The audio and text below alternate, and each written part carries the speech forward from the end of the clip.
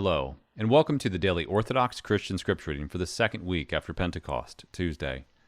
The first reading of the day is from St. Paul's letter to the Romans, chapter 4, verses 4 through 12.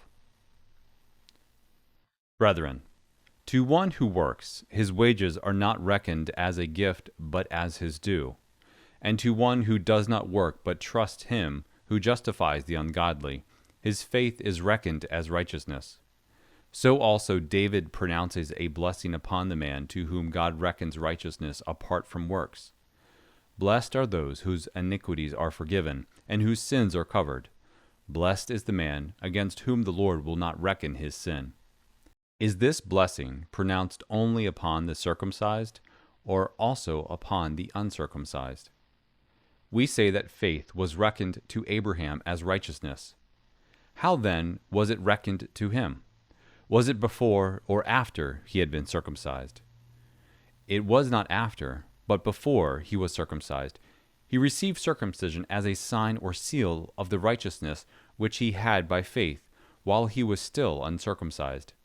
The purpose was to make him the father of all who believe without being circumcised, and who thus have righteousness reckoned to them, and likewise the father of the circumcised, who are not merely circumcised but also follow the example of the faith which our father Abraham had before he was circumcised.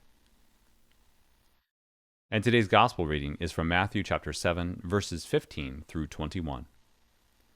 The Lord said, "Beware of false prophets, who come to you in sheep's clothing, but inwardly are ravenous wolves. You will know them by their fruits. Are grapes gathered from thorns, or figs from thistles? So every sound tree bears good fruit, but the bad tree bears evil fruit. A sound tree cannot bear evil fruit, nor can a bad tree bear good fruit. Every tree that does not bear good fruit is cut down and thrown into the fire. Thus you will know them by their fruits. Not everyone who says to me, 'Lord, Lord,' shall enter the kingdom of heaven, but he who does the will of my Father who is in heaven."